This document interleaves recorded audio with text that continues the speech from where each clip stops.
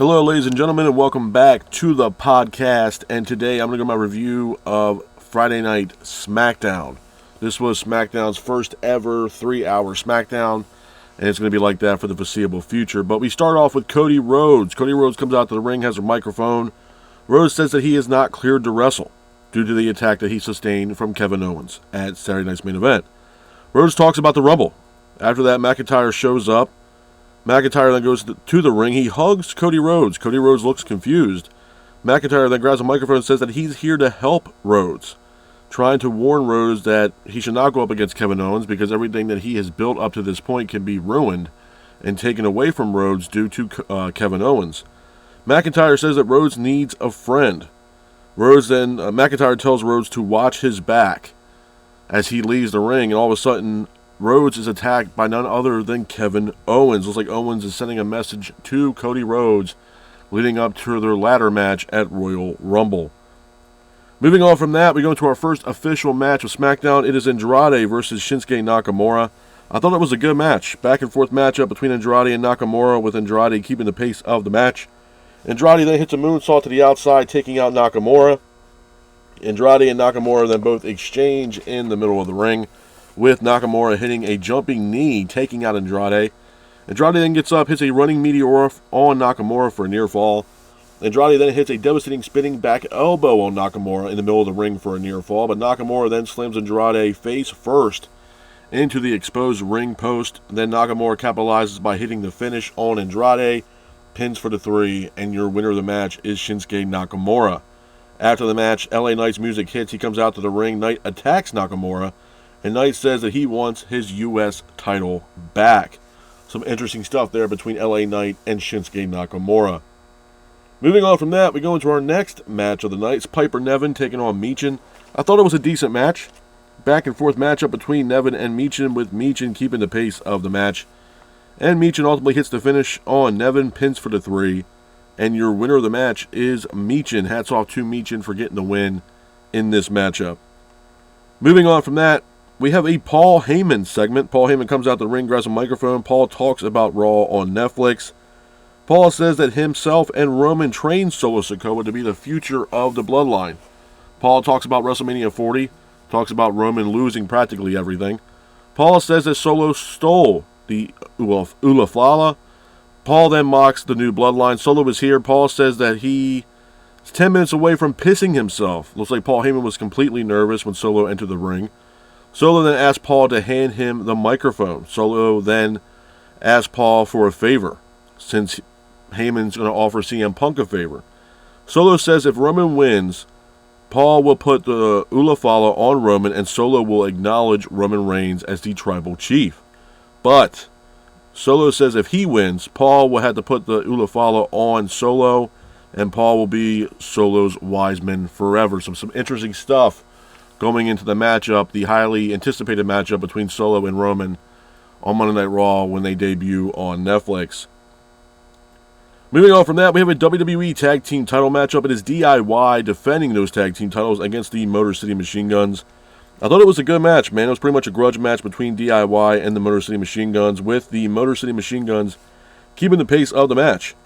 Pretty Deadly come out to the ring. Los Garza come out to the ring as well. Motor City Machine Guns apply a Motor City stretch, but Los Garza chases down Pretty Deadly. They enter the ring. Referee sounds for the bell, and the match ends in a disqualification, and DIY retain the SmackDown tag, or the WWE, I should say, Tag Team Championships. Moving on from that, we go into our next match of the night. It is for the WWE Women's Championship. It is Nia Jax defending the Women's Championship against Naomi. Number one, I thought it was a good match, man. Back and forth matchup between Nia and Naomi, with Nia keeping the pace of the match.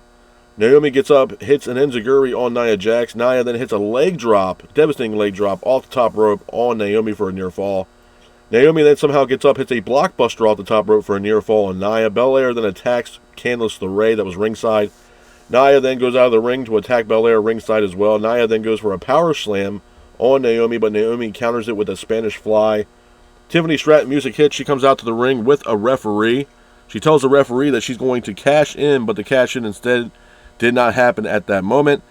Tiffany then hits Naomi with the briefcase, and then Nia then hits an Annihilator on Naomi, pins for the 3. and your winner of the match is Nia Jax. After the match, Nia then attacks Belair. Tiffany then attacks Nia. The crowd goes crazy. Belair then hits a KOD on Nia. Tiffany then attacks Belair. Tiffany then officially cashes in. Tiffany then goes to the top rope, hits a moonsault, pins for the 3, and your winner of the match and new WWE Women's Champion is Tiffany Stratton. Hats off to Tiffany Stratton for getting the win and becoming the new WWE Women's Champion. Moving on from that, we go into the main event of Friday Night SmackDown. It is Jey Uso teaming up with Sami Zayn and Jimmy Uso taking on the Bloodline. I thought it was a good match, man. Back and forth matchup between both teams with the Bloodline keeping the pace of the match. Zayn then hits a Blue Thunder Bomb on Solo in the middle of the ring. Jimmy then hits an Uso splash off the top rope for a near fall. Jacob Fatu then hits a splash of his own off the top rope as well as his signature moonsault. Drew McIntyre is here. Jay then attacks Drew McIntyre ringside. Jay then hits a spear on Jacob Fatu as well as an Uso splash, but Solo then gets involved in the match by hitting a Samoan spike on Jey Uso, pins for the 3. And your winners of the match are the Bloodline. Hats off to the Bloodline for getting the win in this matchup. A couple of things I'm going to talk about, man, when it pertains to Friday Night SmackDown before I get the hell up out of here. Number one, like I mentioned earlier in the show, this was Raw's first ever 3-hour episode, and they were going 3 hours from here on out on the USA Network. A lot of people that I talked to were not really happy with the fact that SmackDown was going to 3 hours due to the fact that we're also getting Raw on 3 hours as well. This is my standpoint with SmackDown being on 3 hours. Does SmackDown need to be 3 hours? No, it does not. Hell, I mean, to be honest with you, I don't think Raw needs to be 3 hours. I think the fact of the matter is if you look at it from both sides of the fence, a positive and a negative, obviously the negative is the fact that Raw and SmackDown are both going to be 3 hours. That could be a negative in the fact that, it's a lot of wrestling. It's on, obviously SmackDown being on Friday night. A lot of people don't want to watch SmackDown until 11 o'clock on a Friday night. So that can, somewhat affect, I guess, if you really want to, get down to the nitty-gritty as far as ratings are concerned for SmackDown. But the fact of the matter is, I think the positive is the fact that, WWE is adding more additions to this roster with NXT call-ups, free agents right now that are out there. They're bringing in more talent. And what better way to have the opportunity to showcase these talents by adding an extra hour on these shows? And I think that's exactly what WWE is doing right now. You got the, addition, obviously, of Penta joining Monday Night Raw. He could very well be on the debut episode of Raw on Netflix this Monday.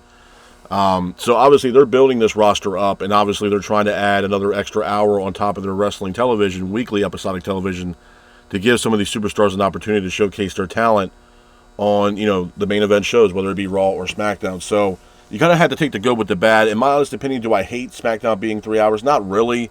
Do I prefer it being 2 hours like it always has been? Yeah, obviously, but, things are changing, man. I mean, if you look at the narrative, I think it's 2026. Royal Rumble is actually going to be in Saudi Arabia next year in 2026. So obviously a lot of things are changing with PLEs and stuff like that. Obviously the big change with Raw going over to Netflix is a humongous deal, not only for Monday Night Raw, but for WWE and in its entirety. So at the end of the day, it's one of those things where, yeah, you might not agree with it, but at the end of the day, things are changing. And I honestly, for what it's worth, I think things for WWE are changing for the better. To be honest with you, man, I think for what it's worth, with all due respect to SmackDown, I think this Raw episode coming up on Netflix is probably one of the most anticipated Raws ever. To be honest with you, and I think a lot of people are going to be wanting to tune in to this Monday Night Raw on Netflix on Monday because it's going to be absolutely insane with everything they have planned going on for that debut episode of Raw on Netflix. But as far as SmackDown is concerned, like I said, besides a 3-hour SmackDown, I thought the show wasn't that bad. Obviously, a lot of things are leading up towards the Monday Night Raw episode on Netflix, especially with Jay and Drew McIntyre. It does look like Drew McIntyre is possibly coming over to SmackDown. Now, speaking of Drew, Cody Rhodes started the night with this segment between him, talking about Kevin Owens, the fact that he wasn't cleared to wrestle yet, obviously hyping up the Royal Rumble match between himself and Kevin Owens, which will be a ladder match to pretty much crown the undisputed Universal Championship. And the reason why I'm saying that is because on one side of the fence, you have Cody Rhodes, who is the current WWE Universal Champion, and he's holding that championship. But on the other side of that coin, we have Kevin Owens, who is holding on still, since Saturday night's main event, the Winged Eagle WWF title. So, like I mentioned it like a week or two ago, or I think it was last week, that this is a lot of resemblance to what happened back in the day. I believe it was WrestleMania 10, where you had Shawn Michaels, who was the Intercontinental Champion at that time, But on the other side of the fence, you also had Razor Ramon, who was also claiming to be Intercontinental Champion, and they solved, this beef in a ladder match, the first ever ladder match on WrestleMania, I believe, and they knocked it out of the park with that matchup. It was one of the most legendary matches of all time at WrestleMania. So we're gonna get exactly that, just with a WWE title on the line between Cody Rhodes and Kevin Owens, and I'm all for it. I'm a big nostalgia guy, and the fact that they're going to pay a little homage, if you will, to Shawn and Razor and what they did at WrestleMania 10 for the Intercontinental title. I'm all for this. I think it's going to be really great to show, some of the the older fans like myself that remember that matchup between Shawn and Razor, and some of the newer fans that realize how big a rivalry this is between Rhodes and Owens, and it's all going to come to fruition at the Royal Rumble in this ladder match, which I cannot wait to see this ladder match at the Royal Rumble. But the other thing I will say was when Cody Rhodes was having that segment and he was talking about Kevin Owens, the most shocked I was Drew McIntyre. McIntyre came out, the fans erupted when Drew McIntyre's music hits, and at first there was confusion with Drew McIntyre coming out to hug Cody Rhodes. Cody Rhodes himself even looked confused. And then when McIntyre was leaving the ring, he told Cody to watch his back, and then all of a sudden Kevin Owens attacks Cody Rhodes from behind. After this happened, it does look like, and you even see Kevin Owens on Smackdown, he bumped into Jey Uso and Jimmy backstage before their highly anticipated main event matchup on Smackdown, where Jey told Kevin Owens to watch where he was walking, and then Owens gets ready to walk by and turns around and tells Jey, you might want to watch your back. So it might look like that Drew McIntyre might be working, or in cahoots, if you will, working together with Kevin Owens. And for what it's worth, I'm all for it. This could be one stable that WWE is trying to possibly create here with Drew McIntyre and Kevin Owens, and I'm all for it. Because it looks like Drew McIntyre and Kevin Owens have a lot of hostility here with the Bloodline. Specifically the original Bloodline. So, and mainly Roman Reigns. So it looks like there's a conflict of interest there, or at least some interest when it pertains to the Bloodline and Drew McIntyre and Kevin Owens. They have some unfinished business with the original Bloodline. So it might be a very good chance that we could see Drew possibly teaming up with Kevin Owens and see what happens here. Something might be cooking here between Drew McIntyre and Kevin Owens. With that being said, the other thing I want to talk about is SmackDown, the ring. If you look at the ring and the way it was set up, obviously it's the same ring set up, but the mat was blue instead of the gray or white. So I'm all for that. I know some people were kind of against it. I'm all for it. I think it kind of makes a little bit of a difference between Raw and SmackDown. I'm all for it, man. I think the visuals are all and even for what it's worth, the Raw debut on Netflix, a lot of things might change. The stage might change, the Titantrons might change, the ring I know for a fact is going to change the way it's going to look. So with new sponsors and stuff like that. So like I said earlier, man, this is something where times are changing, and I think 2025 is going to be one incredible year for professional wrestling across the board, man. So I think as a wrestling fan, I think it's something that you guys want to tune into, especially with the main roster and what WWE is doing right now, because they're firing on all cylinders, man. This is a big, big deal for the company, obviously with Raw debuting on Netflix, SmackDown going to 3 hours. Obviously, new talent are going to be floating back and forth from Raw to SmackDown. I know they had that little trade thing, if you will, scenario for the past couple of weeks with talent going from Raw to SmackDown and back and forth. You got NXT talent moving up, free agents out there, like I mentioned earlier with Penta. Most likely he's going to be debuting for Monday Night Raw here relatively soon. It could very well happen on the Raw debut episode of Netflix, which I'm all for it. And like I mentioned, I think it was last week, I know some people out there that are AEW elitists are kind of pissed off that Penta had left AEW to go to WWE. To be honest with you, I'm a fan of Penta. I think Penta is severely underrated, as well as Rey Fenix. And I think Penta is a welcome addition to the main roster for Monday Night Raw, or if not SmackDown. And I think he's going to make a big splash once he shows up on Raw. I think the crowd's going to go crazy. Myself, I know I'm going to go crazy. The crowd's going to erupt. He's going to get a huge pop when he debuts. At least he should for Monday Night Raw. And I think it's going to be great. And if I had to predict how he's going to debut, I think he is going to be, or should be, Rey Mysterio's tag team partner to go up against the New Day. I believe that might take place. I don't know if it could be the Raw debut episode on Netflix, or the following Raw after that. But I think that's how you should debut Penta, and have Rey Mysterio kind of take Penta under his wing as far as learning the WWE machine, if you will, and let him get his feet wet working with Rey Mysterio, and Rey can kind of tutor Penta on how WWE system kind of works, because obviously it's vastly different than what he's been doing on the Indies and AEW compared to WWE. So, and what better mentor to have than Rey Mysterio? He's an absolute legend and obviously a Hall of Famer. So I'm all for it, man. I think, I think WWE is cooking right now, and they're cooking with, with grease, bro, hot grease. Because at the end of the day, compared to what they were a couple years ago to what they are now, they are miles and miles ahead right now. They are the number one wrestling company in the world, and obviously the company is global. They got PLEs coming out that are going to be overseas. Like I mentioned earlier, they got the Royal Rumble to be rumored going over to Saudi Arabia in 2026, which is going to be incredible. Definitely looking forward to that one. So, I mean, obviously, they know exactly what they're doing, bro. And I'm all for it. And like I said, with the Rumble coming around right around the pike here in the next, 3.5 weeks, 3 weeks, something like that, obviously there's probably going to be possibly some debuts even at the Royal Rumble. And Royal Rumble has always been one of my favorite PLEs for WWE. It always has been, always will be. It's definitely one of my top 5 for WWE. I always look forward to watching the Royal Rumble because you never know what's going to happen or who's going to win the Royal Rumble. The other thing, too, that I want to talk about when it pertains to SmackDown, obviously, the big elephant in the room as well is Tiffany Stratton. You look at Nia Jax taking on Naomi. It was a really good matchup. And for what it's worth, they both brought it. Nia Jax brought it as well as Naomi. And for a small second there, I thought Naomi was actually going to beat Nia Jax. I mean, Naomi looked very strong going into this matchup with Nia. Obviously, there was some unfinished business here between Nia Jax and Naomi looked great. She looked fantastic in the matchup. And I thought for 1 second she was going to win, and then we hear Tiffany Stratton music hits, but then we see her walking down with the referee, kind of teasing the fans, if you will, about the fact that she was going to cash in right then and right there. She opted not to cash in, instead taking her briefcase and hitting Naomi with it to allow Nia Jax to hit the Annihilator to secure a win over Naomi and retain the Women's Championship. And then after that, Tiffany Stratton finally turns on Nia Jax by attacking Nia Jax and hitting the moonsault off the top rope, and pin Nia for the 3 to become the new WWE Women's Champion, which that was a huge deal for SmackDown, on Friday night. And to be honest with you, it was well overdue. I was waiting. I was asking myself, when are we going to get this cash in from Stratton? Because to me, honestly, the most logical choice was going to be the fact that Stratton was going to cash in on Nia, considering everything that Nia and Candice LeRae have done to Tiffany Stratton. They kind of been making fun of her, kind of, trying to piss her off, everything else like that. And finally, Stratton had enough and said, "To hell with it, I'm going to cash in." And she ended up beating Nia, and securing that win and becoming the new women's title. And for what it's worth, like I said, man, it was well overdue. Stratton, she's going to carry that women's division into, new heights, in my honest opinion. Obviously, she's severely over with the Tiffy time stuff. She's very athletic. She's very knowledgeable in the ring. The moonsault, she has probably, if not one of the best moonsaults in all of professional wrestling right now.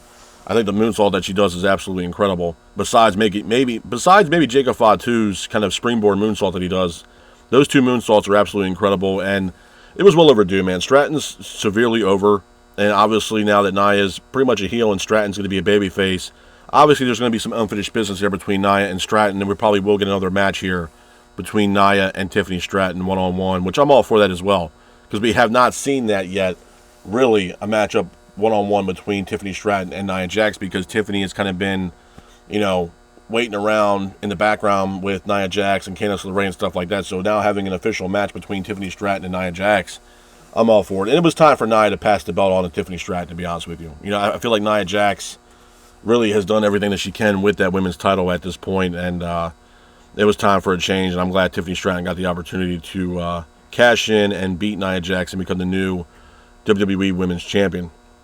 But that, like I said, that moving forward, man, I thought SmackDown was a really decent show. We got the main event with Jimmy and Jay and Sami Zayn teaming up, taking on the Bloodline.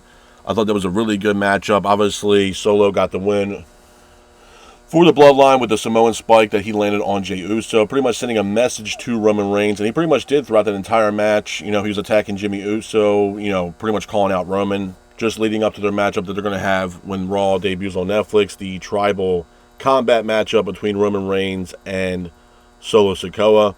I'm all for that matchup, but, for Monday Night Raw. I think Monday Night Raw is going to be absolutely incredible, man. I really do. And hopefully, for what it's worth, I'm an OG Bloodline fan. I think Roman, should beat Solo and, be the tribal chief, in my honest opinion.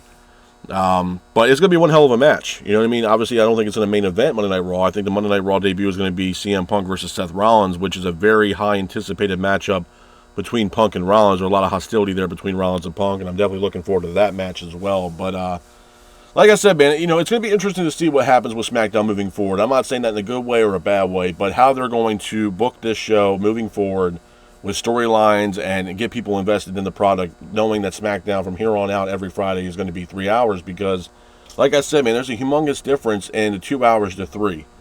And, Triple H even said himself a while back ago that it was a lot more easier, obviously, writing for 2 hours of a wrestling program than it is 3 hours. So doing both Raw and SmackDown 3 hours every week, it's going to be it's going to be compelling to see what SmackDown can do with 3 hours every Friday night and how they're going to make it interesting every single Friday moving forward from here on out. Because, a lot of people, even Monday Night Raw, Raw is great in itself, but usually that third hour, man, they kind of, it kind of gets stale towards the 3 hour. The first 2 hours, it's not bad, especially the first hour, but that third hour for Raw kind of, it kind of mellows out. So are we going to get the same thing with SmackDown? Are they going to try to keep the fans invested and, for the entire 3 hours of SmackDown? It's still yet to be seen. But I will say this, obviously, with what's going on with Raw, obviously things need to change for SmackDown as well. And for those who might be confused on why, is SmackDown going to be a part of Netflix? No. Raw is only going to be on Netflix for 3 hours here on out, and SmackDown will stay on the USA Network for the foreseeable future. And as far as the PLEs are concerned, if you guys are confused about that, whether the PLEs will be a part of Netflix or not, no. The PLEs will still stay on Peacock through 2025, going into 2026. So if you guys were worried about that and wondering if they were going over to Netflix, no, unfortunately not. The PLEs will still remain on Peacock for all of 2025, going into 2026. So, but again, man, I'm excited. I'm excited for SmackDown. I'm excited for Raw. I'm very excited for the Monday Night Raw debut episode on Netflix. If you guys can't tell by now, I talked about it profusely, but I'm excited, man. I'm anticipating a lot of crazy things to happen on Raw when they debut on Netflix. We got a lot of stuff already announced. We got John Cena's farewell tour beginning that night on Raw. We also have The Rock appearing on this episode as well. The matches: Liv Morgan, Rhea Ripley, Drew McIntyre, Jey Uso, Solo, and Roman. We also got CM Punk taking on Seth Rollins, which should be the main event of Raw's debut episode on Netflix. There's a lot of shit going on for that episode, bro. The possibility of the debut of Penta debuting as well. So, again, man, it's going to be absolutely insane for this Monday Night Raw debut episode on Netflix. So, I'm all for it. I think it's going to be absolutely fantastic, and I think it's going to be something that's going to be probably one of the most watched Monday Night Raws in WWE history, in my honest opinion. But with that being said, this is my review of Friday Night SmackDown. I hope you guys are out there staying safe. Be careful, and remember, stay classic. Peace.